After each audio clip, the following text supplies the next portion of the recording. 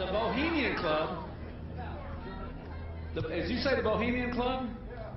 That's where all those rich Republicans go up and stand naked against redwood trees, right?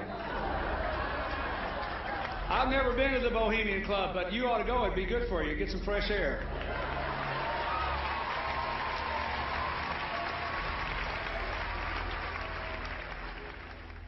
One last question. I read a Washington Times article many years ago where you had a comment about the organization, and then now it's been in the Wall Street Journal, it's been in a lot of different newspapers, and that's the Bohemian Grove. And back in, what was it, 1996, when you joined as a Clinton advisor, the Republicans were criticizing you, oh, what about Bohemian Grove? And then you countered them by saying, hey, I don't run around in the woods naked. What did that mean?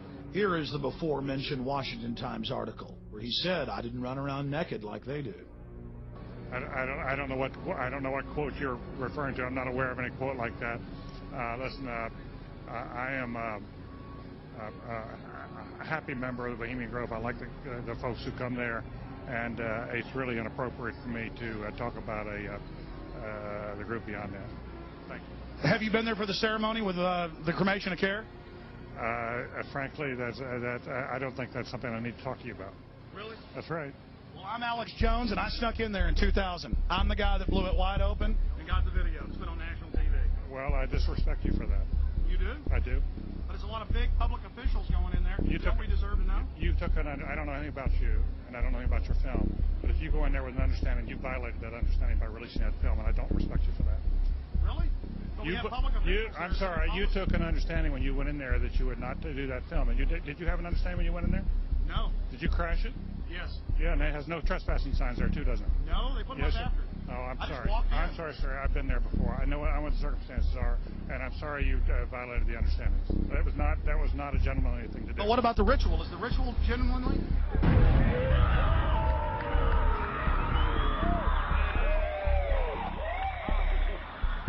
Sir, everything. I don't owe you this comment. I know. This is what's called ambush journalism, and I disrespect you for that as well. So thank you and goodbye. The ritual? That's none of your damn business.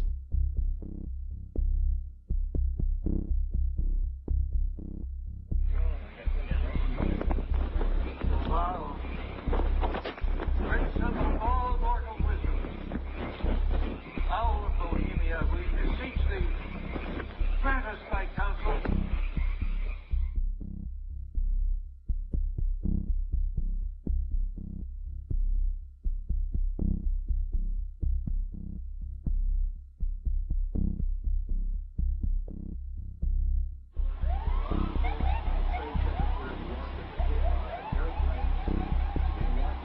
Oh, my God. Oh, my God.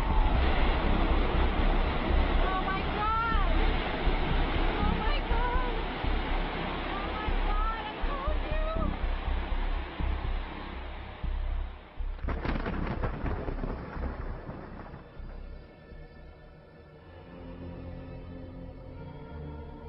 Today our nation saw evil, the very worst of human nature.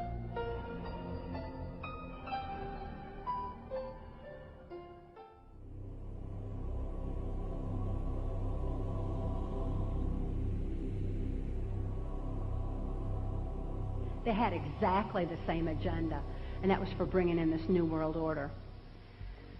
I heard George Bush talking at that time. He was talking to Bill Clinton, and I've since photographically recorded it and wrote it verbatim in our book, that when the American people became disillusioned with Republicans leading them into the New World Order, that Bill Clinton, as a Democrat, was going to be put into the office of president. This was decided in 1984. Actually, I'd heard about it even prior to that. But that, as of 1984, they were already discussing it as an absolute fact.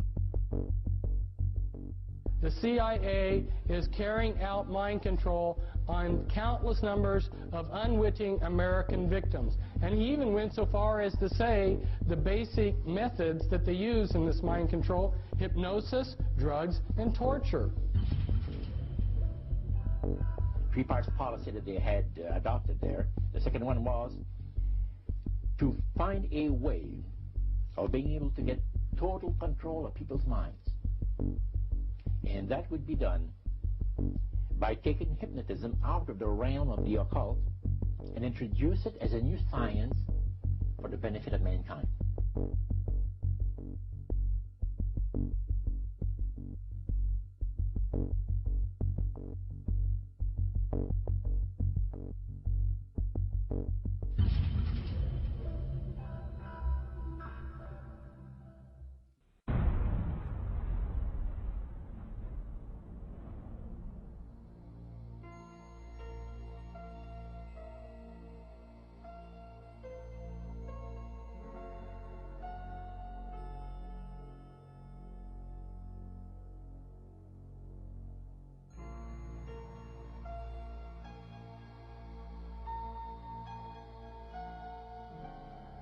Reflecting a policy of genocide either against the Tibetan people themselves or against their culture.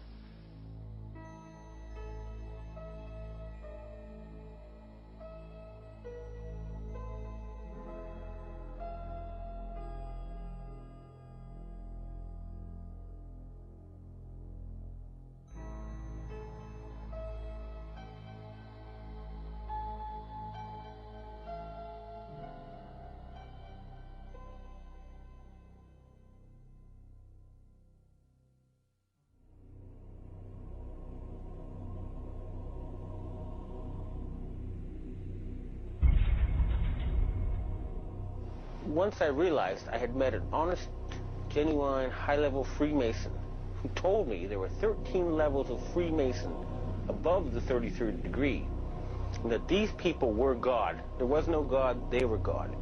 So I asked them about their plans to kill people, and they said, yes, there are too many people on the planet. We need to get rid of several billion, and war doesn't seem to work, so we're going to use disease and starvation.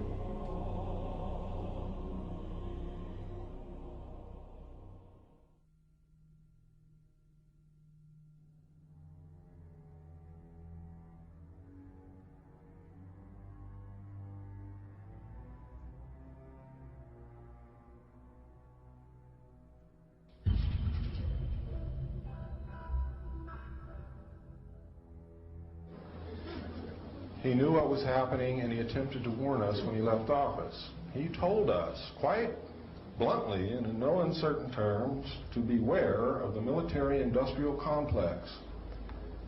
And who is the military-industrial complex? It is the members of the Council on Foreign Relations, and since the inception of the Trilateral Commission as well.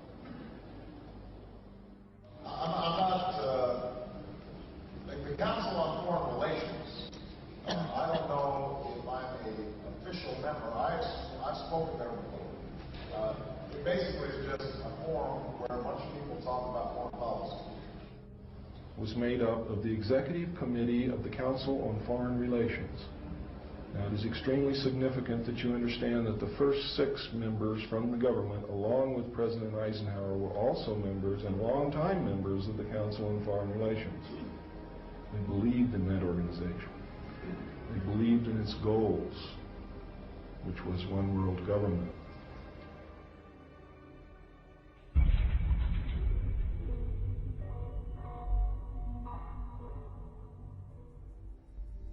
Number 15, create industrial depression and financial panic, unemployment, hunger, shortage of food. Use this to control the masses or the mobs, and use the mobs to wipe out all those who dare to stand in the way. Well, I'll tell you right now, every expert I've talked to is talking about food shortage. And it's coming, I'm convinced. What were they? Because I'd never seen anything like that. And his statement was that if he told me, I would be one of few people in Madison, Georgia that knew about them. And he says they're disposable coffins. They were stacked, he told me, 15 high.